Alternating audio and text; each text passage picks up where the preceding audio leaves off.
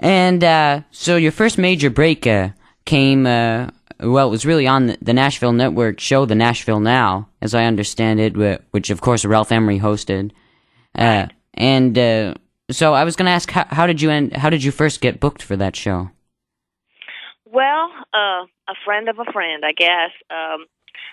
Again, when Kenny was playing with Mel Tellis, they had a bass player, Kip Paxton.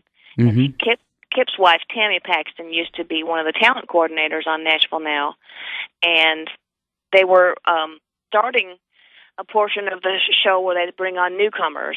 And the relationship with Kip and Tammy, and Kenny's relationship there, it was actually Kenny that got me on the Nashville Now show. Okay. Or knew the connections to get me there, you know. And so you performed on the show, and then wasn't it the next day that Ralph called you at work because he liked you enough, he wanted you to come and sing on his morning show? Yeah, and I had no idea he had a morning show. I didn't get up that early. Well, I didn't have any idea he had one either until I was looking up some of my show prep here. Yeah.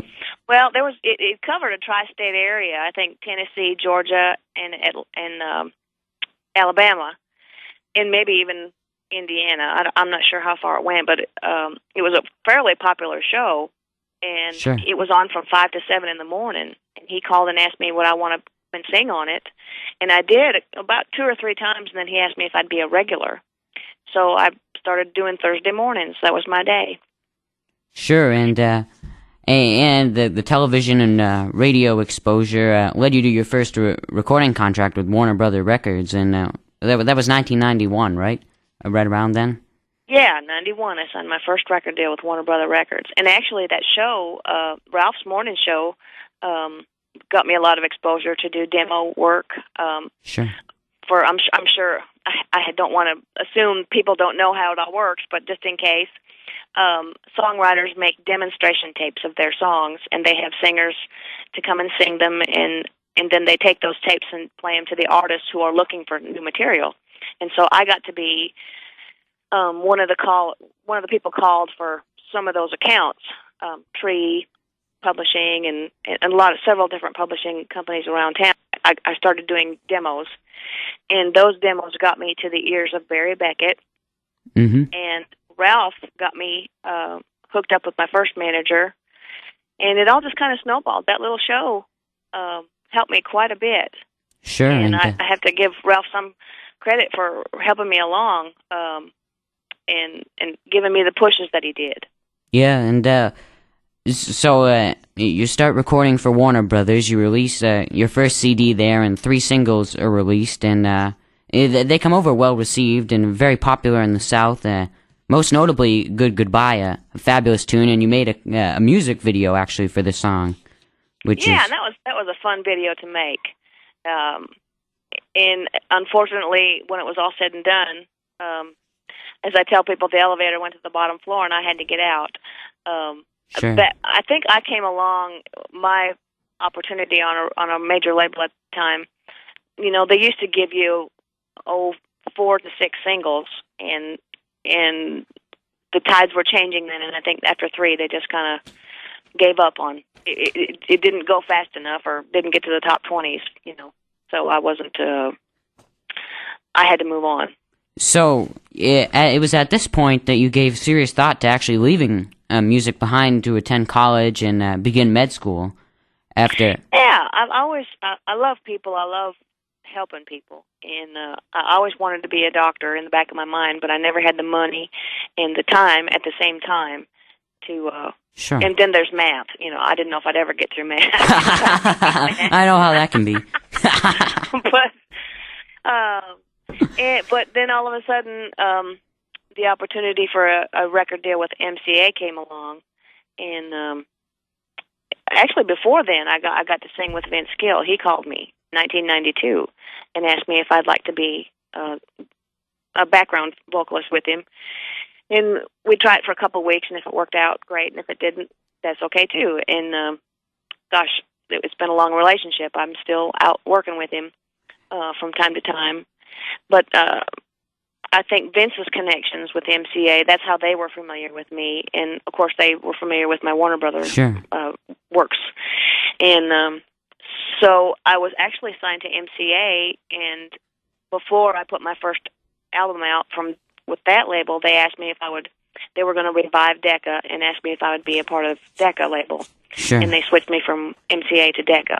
So it was me and Mark Chestnut were the first two artists signed to that label. Do you mind if we go back just a second there and talk just a little bit about going on tour with Vince? Sure. So you said you started out with a 2-week trial period, and obviously you stayed with him a lot longer than that, and as you said, you've been with him on and off, but actually before he called you to come and sing backup on his tour, was this already before that you had recorded background vocals on one of his tunes, Say Hello? Or did that come after?